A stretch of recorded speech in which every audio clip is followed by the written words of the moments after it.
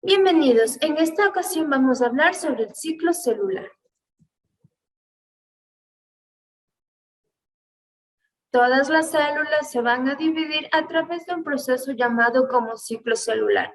Este proceso consta de 3 fases. La primera es la interfase, la división celular y la última conocida como citocinesis. 3 etapas, las que tiene que pasar una célula para poder dividirse. En cada etapa se va a dar un proceso específico. Se caracteriza porque va a pasar ciertas cositas dentro de la célula. Vamos a comenzar a hablar en interfase.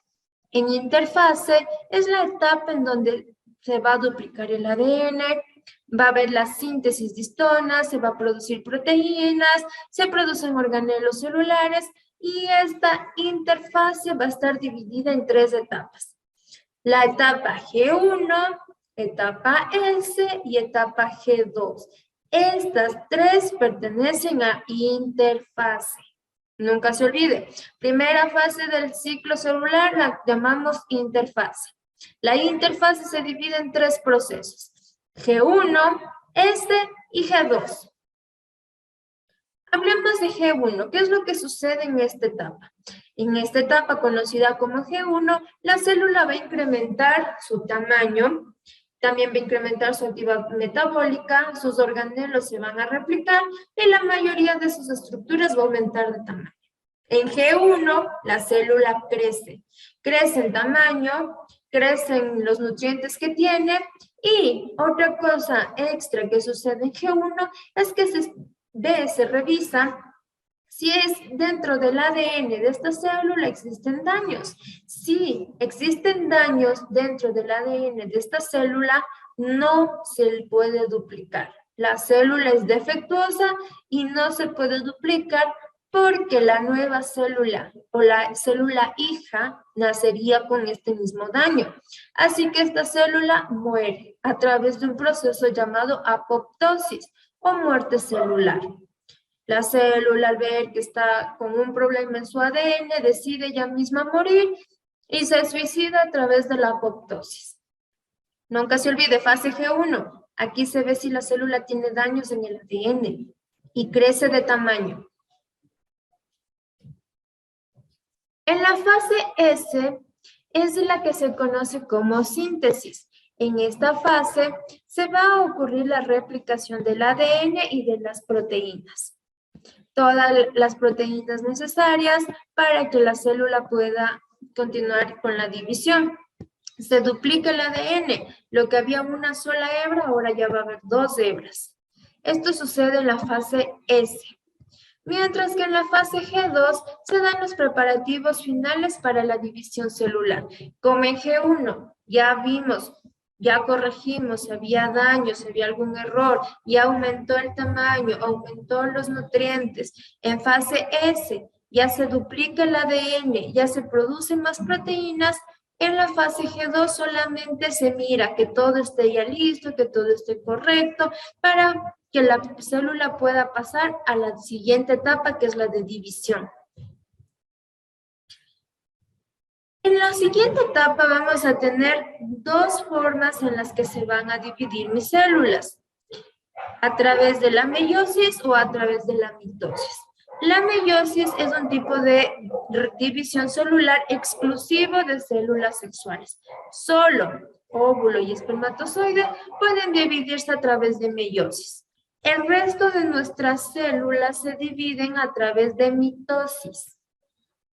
Todo lo que no sea célula sexual se divide por mitosis.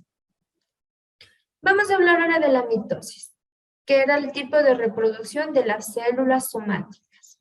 Esta etapa de la división de células, conocida como mitosis, también va a tener ciertas fases.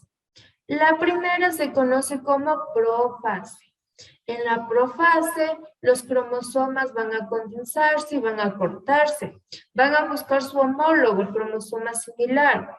Va a comenzar a formarse lo que son los microtúbulos, el uso mitótico. Va a desaparecer el núcleo de la célula, no va a haber núcleo, pero sí va a haber material genético. Las fibras van a comenzar a formar ciertas estructuras a los extremos. Esto es lo que sucede en profase, recuerde, se pierde el núcleo, los cromosomas se condensan, buscan a su homólogo, se forma el uso mitótico. La siguiente etapa es la de metafase. En metafase, los cromosomas van a alinearse en el centro de la célula, como está en el dibujo. Todos los cromosomas van a ir hasta el centro de la célula, en el plano ecuatorial. Cada cromátida va a buscar a su hermana para ubicarse en el centro. Se van a formar las fibras del uso mitótico. ¿Qué es esto del uso mitótico? Son unas estructuras que se van a formar en los extremos de la célula. De ellas se van a formar una especie de hilos como fibras. Cada uno de estos hilos va a ir enganchándose en un cromosoma. Recuerden, metafase, los cromosomas se ubican en el centro de la célula y aparecen las fibras del uso mitótico. En anafase, las fibras del uso mitótico que les dije que se formaba en metafase van a tener una función muy importante aquí. Mis cromosomas que se encontraban en el centro, en el plano, van a estar enganchadas por estas fibras. ¿Qué es lo que va a pasar en metafase? Estas fibras que vienen desde el uso, que está en los extremos de las células, van a comenzar a jalar a mis cromosomas para que se dirija esta mitad de cromosomas hacia el lado izquierdo y la otra mitad hacia el lado derecho. Separan a los cromosomas, que se vayan a los extremos de las células.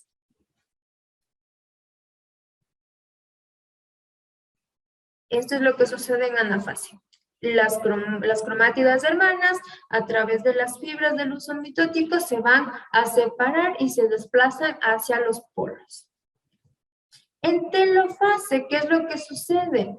Un juego de los cromosomas va a llegar a cada extremo. En telofase ya los cromosomas que se estaban jalando a cada extremo ya llegan y se quedan ahí, en sus extremos quietecitos. En telofase aparece nuevamente lo que es el núcleo de la célula. Desaparece el uso mitótico y comienza en el centro de la célula como que a achicarse, a sentir una presión solo en el centro de la célula. Aquí en el dibujo podemos ver en esta partecita aquí en el medio como que una fuerza comienza a aplastar la membrana de la célula, para poder pasar a la siguiente etapa, que se conoce como citocinesis. ¿Qué es lo que sucede en citocinesis? Aquí que estaba produciendo una fuerza en el medio, en citocinesis se comienza a apretar la célula mucho, digamos que esta es mi célula y mi citoplasma. Comienza a apretar, sigue apretando y sigue apretando hasta que se rompa la membrana y se formen dos células. Esto es lo que sucede en citocinesis. Se da la ruptura de la membrana celular para dar como producto dos células, las nuevas células viejas. Cada célula tiene lo mismo. Si una tiene una membrana de ADN, pues la otra también lo tiene. Si tiene mitocondrias, la otra también tiene mitocondrias. Las dos células tienen lo mismo, son igualitas.